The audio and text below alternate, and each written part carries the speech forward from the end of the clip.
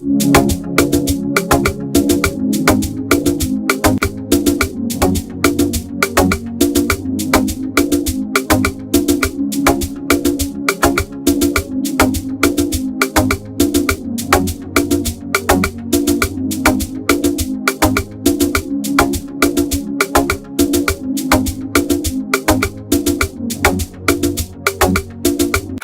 good evening, and welcome to this week's edition of the Eastern Eye. I am Amazing Grace Ajayi. And of course, today we'll look at specifically the Eastern businesses in the diaspora, from Aba to Nnewi, and of course from Abakaliki to Onitsha, Owerri to Enugu, and to other parts of the world like Russia. It's a mix of creativity, innovativeness, entrepreneurship, and erudition. Igbos represent some of the most adventurous groups of humans in the world, and there's hardly any race occupied by human beings in the world where you won't find an Igbo man living and doing business. Like the popular saying goes, if you get to a town and can't find an Igbo man residing or doing business there, you are to advisedly run for your own good. The Nigeria-Russia trade relations have been highly beneficial to both countries, and a report disclosed that in 2022, Nigeria had a large net trade with Russia in the exports of vegetable products, $4.71 million, foodstuff, $86.8 million, and chemical products, $4.39 million. And still in 2022, Russia had a large net trade with Nigeria in the exports of mineral products, $247 million, animal products, $160 million, and vegetable products, $71.4 million. Nigeria is currently striving for stability, security, and economic growth. However, Russia has decisively turned its gaze towards the sunny continent. In the last 2 or 3 years, and a mutual diplomatic activity in relations with African states has noticeably increased, while trade and economic cooperation is being built. Well, joining me to discuss further is Nze Ike Umenne, CEO Nze Ike Media. He's the General Secretary, Igbo Community Russia, and the Welfare Secretary Emeritus, Nigerian Community Russia. Good evening, Nze, and welcome to the Eastern Eye Show. Thank you very much. Good evening, and thanks for inviting me. It's good to have you here, sir. All right, so before we delve into the crux for today, we'd like for you to tell us about yourself just a little bit, and of course, what you do in Russia and how that has been very beneficial for you. I am the Ike Umenne. I'm from Agwata local government area in Anambra State, from Oga precisely. I'm a full-fledged Nigerian, and I've been in Russia for a very long time. First time I came to Russia was it was during the time of USSR, as far back as 1982. I came on training from the Ajakuta Steel Company, and that is special thanks to Dr. FRSC Ezemenari, the then general manager of Ajakuta State Company and chief executive. So he brought a lot of Nigerians here who came here to train as experts in different fields in terms of steel development.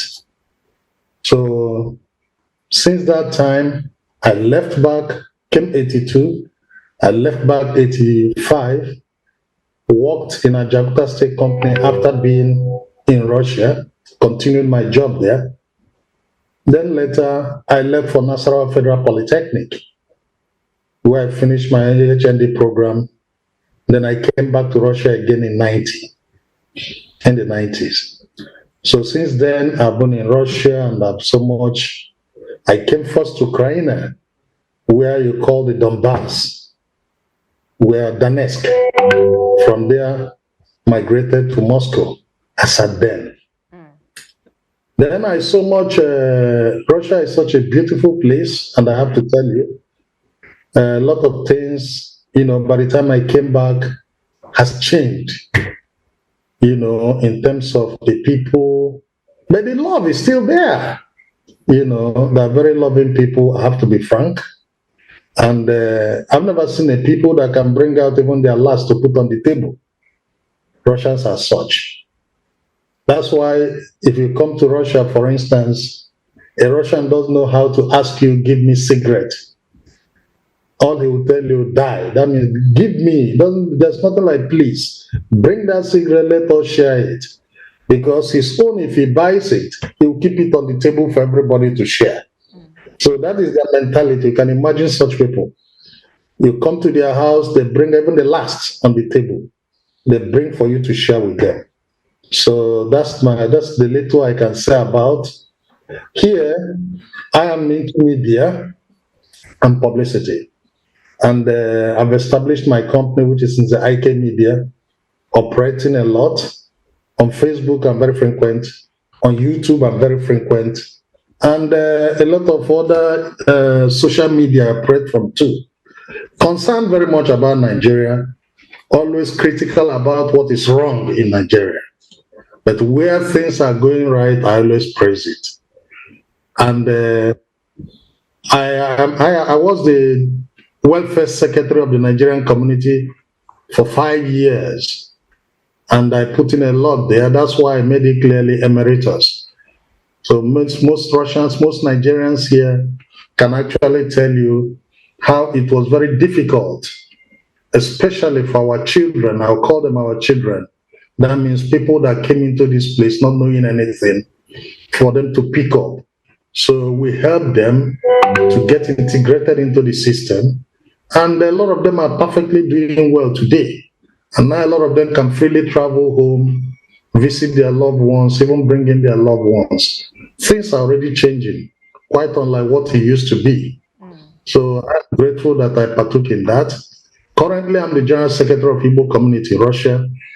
And Igbo Community Russia has been playing a very big role in all fields that has to concern us. And we are doing it really good. And very soon, on the 10th of August, we will be having a Igbo Community Day. It's a very great day where we showcase the Igbo culture. Our Russian families, our wives, our children, their friends, everybody will join. And we are going to celebrate it beautifully. Personally, I'm married with 4 kids. And my daughter is 28 years old already. And by the grace of God, very soon I'll be equally a grandfather. Wow. Then my first son is 21 years. Then my second son is 12. And the last one, a boy too, is just 5. Thank you. All right, so I'm going to talk to you, of course, about marrying a Russian woman, but that'll be later on in the interview. Let's talk about your experience so far. How has it been for businesses owned by Igbos in Russia? And of course, how friendly has the Russian Federation made the business environment, especially for those who are doing business there? I mean, for our brothers and sisters from Nigeria and of course, particularly the Igbos. Initially, it was very, very difficult. It has been very difficult. It's not easy for you to come into a country where practically you don't understand the language. People like us who are privileged to study here got good knowledge of the language, and we started working on it. But there are people who, for instance, they don't even have the knowledge of that language. And getting integrated means a lot to them. Some Nigerians, especially in the Igbo, even went to the extent of recruiting the services of teachers for them to get integrated. And now you can beautifully say that, at least to my knowledge, I know about 20 Nigerians who have very big shops. When I'm talking about shops, I'm talking about good shops selling all sorts of products in the market. And this is a market that it's not less than about 3 hectares of land. in Sadavor. Is one of the biggest markets in Russia, located in Moscow. In fact, it's a transit point for products from China, from Turkey, from every part of the world. They bring in there, they sell. And Ndi Igbo, they have their shops there.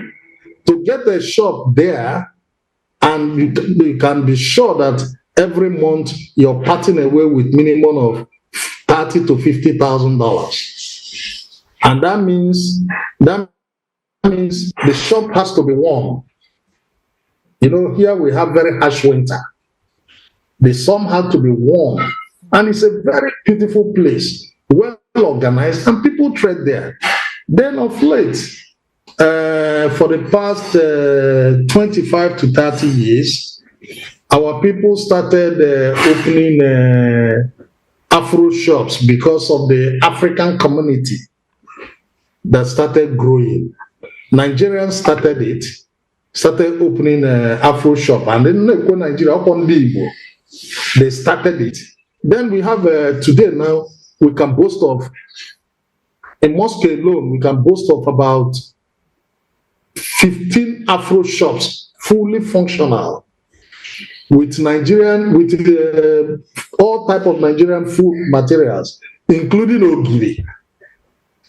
Anything you want, you just go there, you buy. We bring in these things, we sell them. Now Nigerians even have their own, African people have their own restaurants too, where they go and eat. If you want a busi soup, want a nubu soup, anything you want, you can afford it. Then you can go there and buy and quietly sit down and eat. And Russians are already beginning to eat it. Wow. The famous jollof rice is already a trademark for Nigeria. So jollof rice is everywhere, and anybody that tastes it loves it so much. So the integration is taking shape at a pace that sometimes I sit back and wonder, is it the Russia we used to know? Of course, there are certain things that equally are difficult to handle, because in Russia you cannot easily embark on evade tax as is common in Nigeria. Once it comes to taxation, they're very strict with it. So when it comes to the taxing system, that's where you know that this is where you are and they will tackle you headlong. So when it comes to that aspect, this is where you have to be careful in handling businesses in Russia. But a situation whereby maybe people might be thinking that Russians are hostile in terms of their relationship with people, in terms of your food or anything. No, I would rather tell you it's not true. For my decades in this country, and maybe because I'm mostly located in Moscow, although I travel out of Moscow and other places and visit other Russian villages, I've not seen that aggressiveness or anything contrary to what it used to be. All I see is people, come in, you sit down, they welcome you, and you feel free with them. The only thing I believe that they don't like is when you try to deceive them or tell them lies. This is where Russians don't really like it. You understand? But as for the rest, it's a society, they have a very young population too, and they're vitalizing and coming up to face the world challenges the way they are. All right, that's very interesting and quite encouraging for our brothers, of course, the Igbos who are living in Russia. And of course, you basically touched on my next question, which were the challenges of a setup in diaspora, but you touched on the language and of course the taxation. Now, let's look at something very critical. When I got into Russia, it was the problem of being really, really scrutinized, because you have the green passport. And the other problem was the currency issue. So what are your thoughts? What do you think that the government can do? Because I'll tell you what, Nze, someone actually at the embassy, at the airport said to me that they needed to know what a naira looked like. And I had to Google to show them a naira. That to me was a very bad light for us as the giants of Africa. To even note that our currency is not even on the listing there, at the airport, to which we could easily change from the naira to the rubles. What do you think that the government can do, to make us more visible in places where we should be? And, it's very burdensome having to wait for hours at the embassy because, at the entry points of Moscow, just because you have the green passport. What are your thoughts? Well, when we talk about the issue of immigration worldwide, I think every country has their own way of tackling their immigration issues. And Russia is not isolated in that. Of course, there are serious cases where you see that once you present your green passport, Nigeria is already, I wouldn't say in a blacklist, but in a situation whereby inquiries or careful study is involved. One thing I have always known is that any Nigerian who wants to travel should prepare his mind for that. Because if there are about 200,000 countries in the world, I can tell you for sure that a minimum of 150 look at Nigeria with suspicion.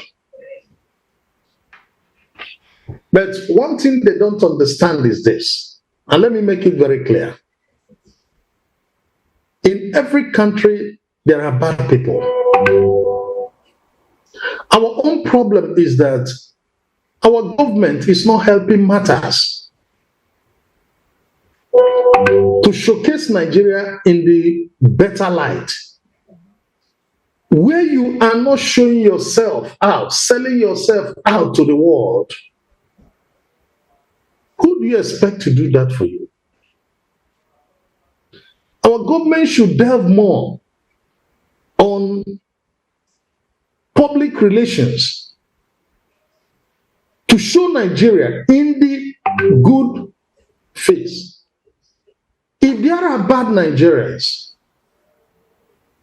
I can tell you, if by estimate today we are having 200 million population, nobody can convince me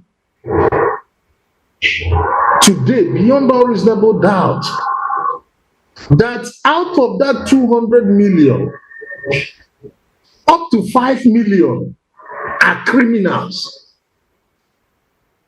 Nobody. I can say that, and I know why I'm saying that. If you take the ratio, let's assume just 5 million are bad. Take the ratio of 5 million and divide it with that 200 million. What are we having there? How many percentage? Very low percentage of people. It might not even be up to 2% of the entire population. Yet, every country, even in Africa, once they see Nigerian passport, they look at it with disdain. They look at it with suspicion.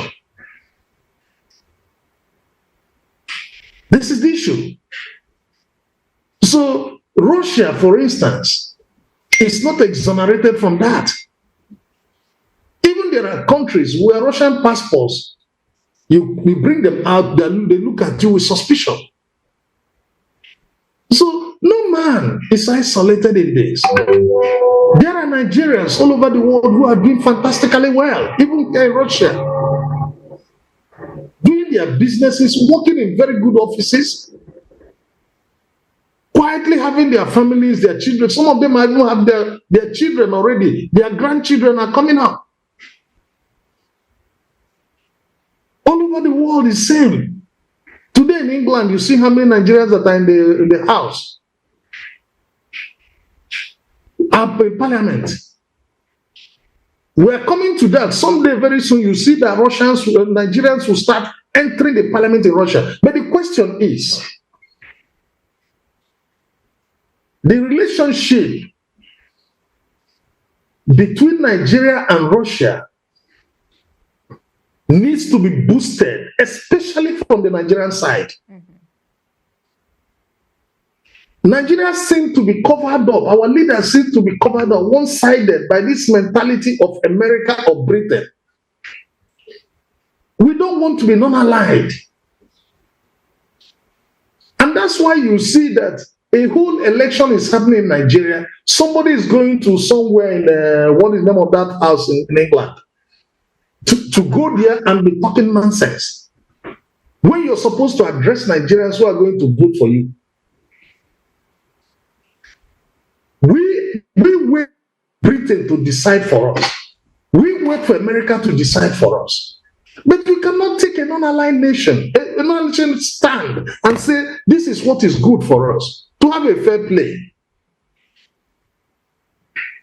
At our stage, we are supposed to be having a fair playing ground, whereby a little to the west, a little to the east, then we find out what is good for us and abide by it.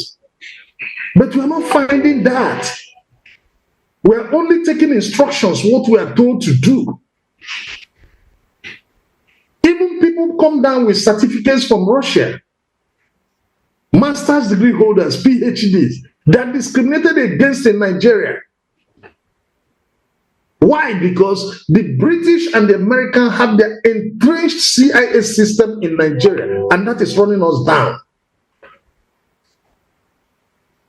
I tell you, the foreign minister today of Sierra Leone studied in Russia. How many Nigerian-based professionals who studied in Russia has the external affairs brought in at least to support the embassy once?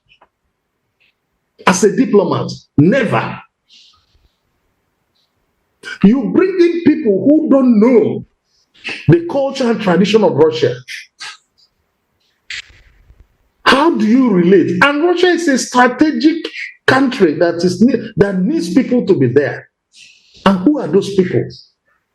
It's a country that has 11 time zones, the largest in the world. Right now, it's about 9:30 in Moscow. In some places, it's already afternoon. It's already afternoon the next day. The same country we are is Russia. How can we be playing with that? What are our leaders doing? What effort are they making to change this? You can't bring somebody who doesn't know about the culture of Russia to come into Russia and sit down in Russia. All he cares is when the air finishes, he goes home. Does he know what is happening? Now you see that we on our own, we try to bridge this difficult gap. Now Putin's administration has opened up for Africans. How well are we utilizing this? How well is our government working towards a situation whereby we're spending this thing too much, paying too much attention. Let us come to this side and see if we can get something. The program is not there. Any ministry you go, nobody is talking about what they're talking about to fly to New York, to fly to Britain, to fly to France. They don't even talk about Moscow. Because they don't even know it.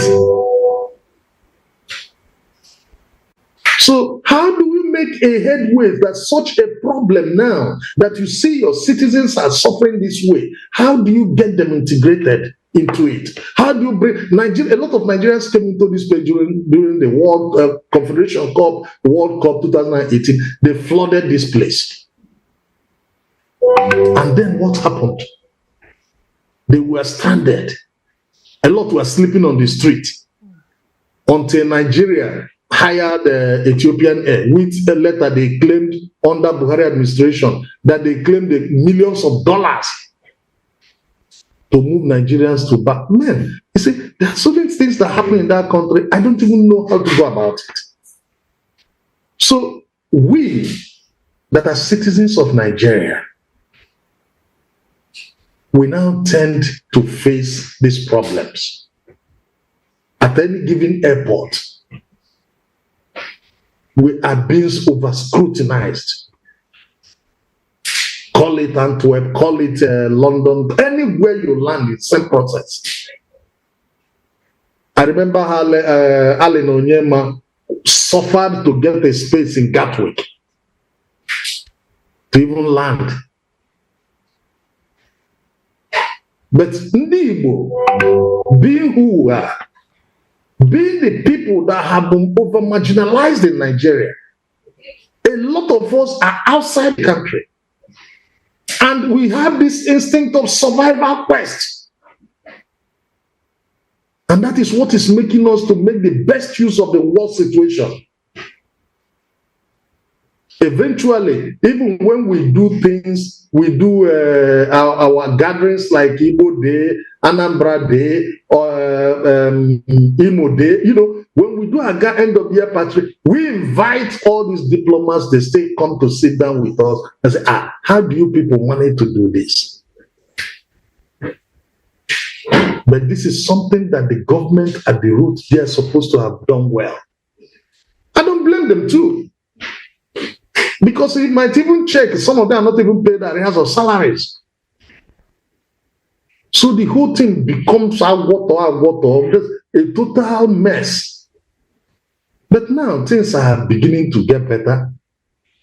Igbos are getting in very good positions. Nigerians are getting in good positions in Russia. We are now beginning to help one another because nobody can do it for us except ourselves. So that's it. Very well. All right. Of course, we're very happy with the progress that Nigerians living in Russia have made, particularly the Igbos. Give me your thoughts exactly on the economic growth that Igbos have contributed to the Russian economy. This is a very interesting question. And I have to tell you, economically, both are gaining. Both countries are gaining immensely. First, if you come to taxation, we are, all Igbos pay tax, which is the truth. Whatever business you have here, you pay your tax. It's a plus to the government. A very big plus to them. You talk about employment. Some Russians work in some established Igbo businesses and are being paid. You see the Lakabana group that you saw when you came. Right. Russians are working there. The Lakabana group, which is owned by Gerard Obinale, it has an Afro shop, not a barbing shop, that Russians are working with Nigerians. He has a 4-piece restaurant. Russians are working there, Cubans are working there with Nigerians. He has Lakabana group. Even when Nigerians Igbo gather together to bring artists from Nigeria like Pokoli, Shirley Poppy, they were here last year. Igbo gathered and brought them in to play music. Russia in a hall that covers about 3,000 to 4,000 people. Russians worked there. Gains in all this economically. Even if you come to take out how much that is being brought to the economy, If we import things from Russia, from Nigeria, we bring them in, we sell them, and the money is being used inside the Russian economy. It's still a boosting of the economy. So many things that economically that is advantageous to us. And we know. If you come to trade and commerce, Igbos engage in import and export. Like I told you about the market in Sadavov. I can tell you one of the biggest in Europe. Because one thing about Russia is this. Believe you me, if you take your time and go around this country, you see massive, very massive establishments. When you talk about mega markets in this country, you'll be surprised. These are real mega markets. That Sadavor covers minimum of 3 to 5 hectares of land. There is nothing. People start market as early as 5 a.m. People are already there in the morning, loading. Because from there, buses will move to the hinterlands of Russia. The people going to Vladivostok, a distance of about 3 days by bus from Moscow. People going to Belarus. People, name it any part of Russia. Our people are involved in that. This is a serious contribution to the Russian economy. And you know, Igbos are big entrepreneurs. By nature, we are like that. Even to the extent that some are here doing their businesses and still helping other Igbos in paying their school fees. Can you imagine during the time of pandemic? Let me just call it pandemic, but I know it was a planned deal. When everybody was at home, Ndi Igbo in Russia contributed on their own minimum of 3 million rubles. Then we started on our own. That's equivalent of $300,000. We started on our own, buying food weekly, moving from one house to the other. The people that got permission from the Russian authorities. Then started delivering food items to our own people to eat during this period. We sustained under a communal effort.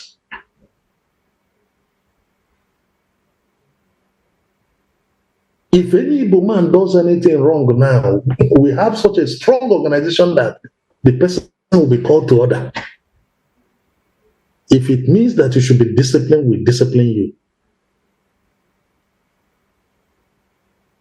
We quite understand the situation in Nigeria very well. Therefore, if we don't help ourselves, nobody will help us. Russia is a consular society. By this, I mean everything you have to do in this place has to do document. If you don't have it, you're out of it. Even where you live, once you arrive this country, you must register. You had the experience. You must register. The government must know where you are at any given time. It's not in Nigeria where you come, you do anything you want to do. In Russia, no. So economically, I don't know what to tell you again on this. It's just mind-blowing how we are economically viable to each other. It improves even our cultural values. Some Russians now are beginning to buy the Ishia Gondibo. Some are sewing, we now start getting people that are sewing traditional Nigerian wares. Let me not just say Igbo. And Russians go and buy it. Because they are the kind of people, they are interested, they want to know. They admire you from their heart. Believe you me, forget about politics. This is the kind of people they are. This is the truth about this is the kind of people they admire you. They're interested to know. They look at you. Sometimes they might be looking at you, might be misunderstanding that it's hatred. No, they want to know. They're admiring you. If given the chance to interact with them and you understand the language, you see it. There are people who are born in this country who will tell you this is the way it is. And that is the truth. And again, for anybody who intends to go to any part of the world, first of all, love that place to get the best out of that place. If you hate the place, I'm sorry, you might not get the best out of it. That is the law of nature. Thank you. Thank you so much. And of course, I experienced all that you mentioned. The love from Russians is really, really overwhelming. And away from the Igbos doing business in Russia and contributing immensely to the Russian economy, I would like to say a big shout out to those in the medical field. I met with Dr. Emmanuel Johnson, who's a neurosurgeon, works in Russia as well. He's contributing his quota to the Russian economy in the field of medicine. And I also met with Dr. Teresa, and I was extremely proud of how Nigerians have grown in Russia and are doing just well. Well, of course, finally, with Russia turning its eyes to Africa, Afia TV is very interested in starting off the topic of BRICS, just as I spoke to you whilst I was in Moscow. And we do believe that Nigeria can benefit from that cooperation. Any thoughts on that just before we go?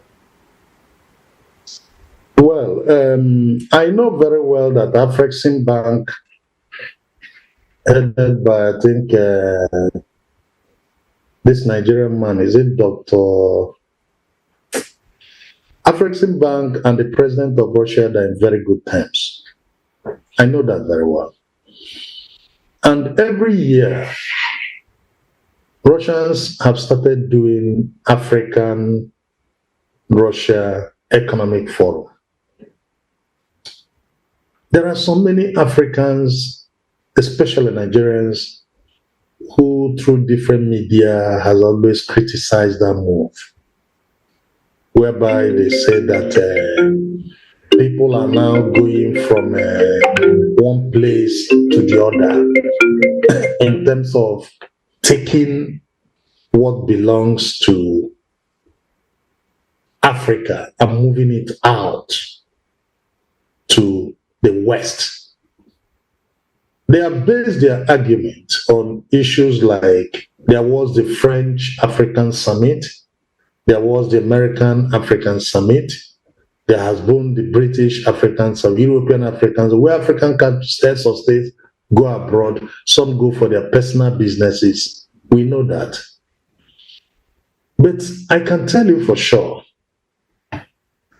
when you talk about Russia today inviting Africans to have a summit, is something of interest that the government need to take it seriously.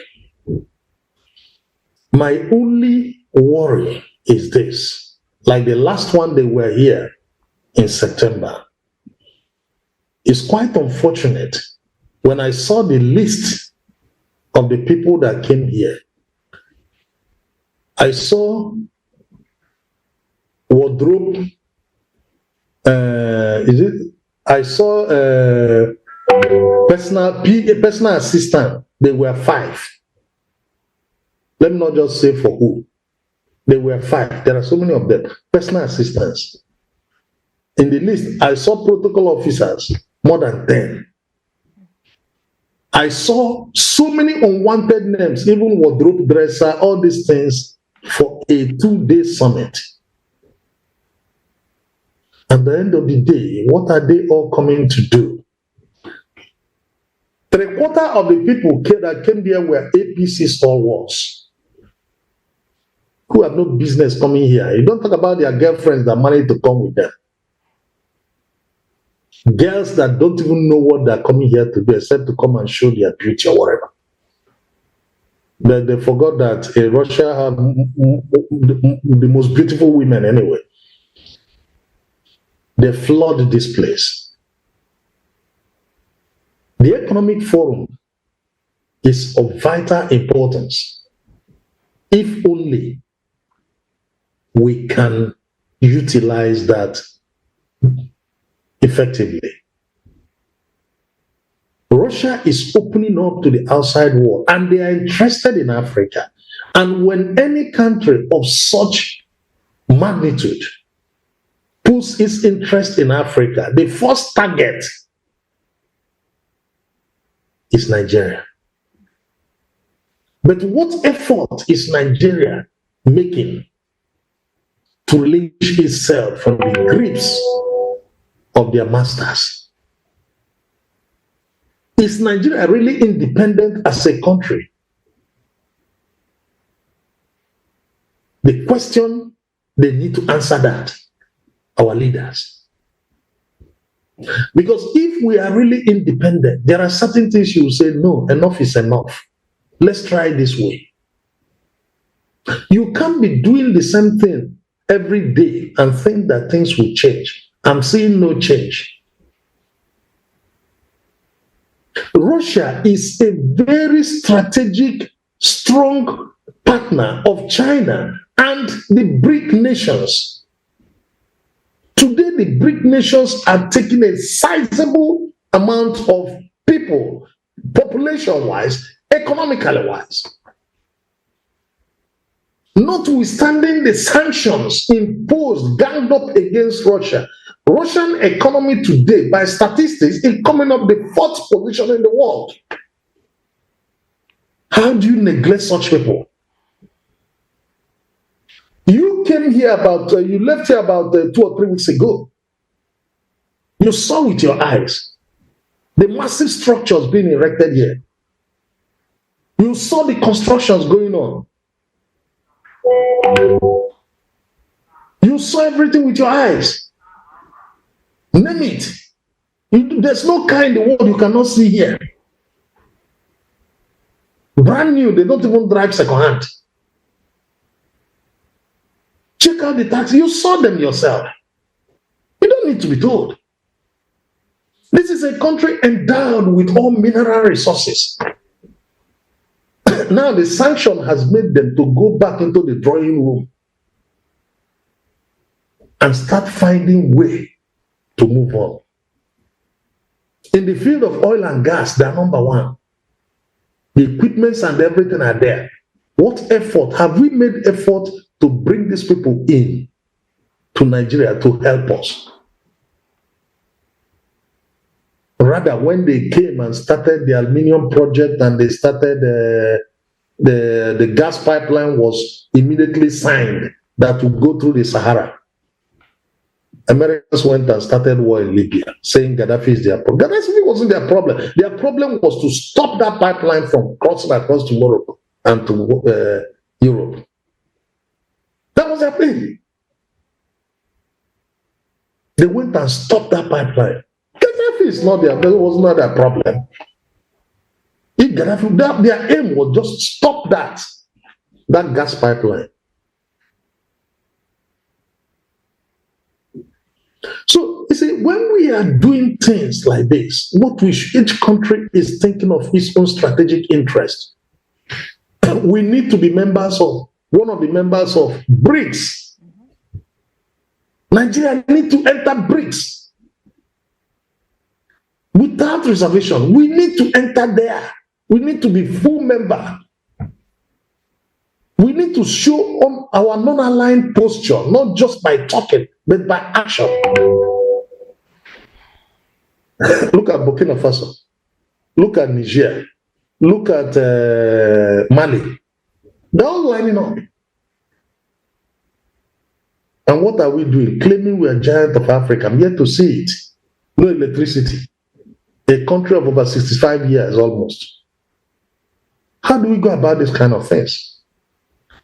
We are not being fair to ourselves. We are not. We are not reasoning the way we should. We are not giving our people the chance to operate. All you see all over the country are square holes in round, square pegs in round holes, and the whole thing, nothing happens. You put anybody there, it's the same story. I was reading the other day, I saw the massive corruption under the so-called Mr. Clay Buhari. Just look at corruption, everybody. How can somebody be so stupid to billions? And do you know what $1 billion is? Even if you live for 500 years, you can't even finish it. What are you doing with it? All right. What are you doing with it? They keep looting and looting and looting and looting. The Lagos they claim they built, look at no road, nothing, flood everywhere just for 8 hours. That rainfall. Come on now. People are dying. Sickness everywhere. It's madness. So if they want, I believe that Nigeria needs to, especially I'm using this opportunity to beg our Igbo businessmen. I know that you people, it's easier for you to fly over to China, go and buy your business and come. Yes. That same China you're flying to are coming into Russia and taking lands. The number of Chinese cars in Russia alone now, you can't even imagine it. So, even Gabambo, there are ways, there are things to be done. Don't look at the bottle heads. People like us, we were shipping wristwatches and chains, jewelry, everything to Nigeria those days. There are so many things. This is a land of opportunity. All right, we'll have to stop the conversation here for tonight. So much to unpack from this conversation. And of course, it's something that we'll always need to revisit. And we want to thank you immensely, Nze Ike Umenne, CEO, Nze Ike Media, General Secretary, Igbo Community Russia, and the Welfare Secretary, Emeritus, Nigerian Community Russia. Thank you so much for all that you did for Afia TV whilst we're on ground, and thank you for honoring our invitation tonight. Thank you for having me. Bye-bye. All right. And that's all that we can take for tonight right here on the Eastern Eye. And on behalf of the entire production team, I am Amazing Grace Ajayi. Good evening.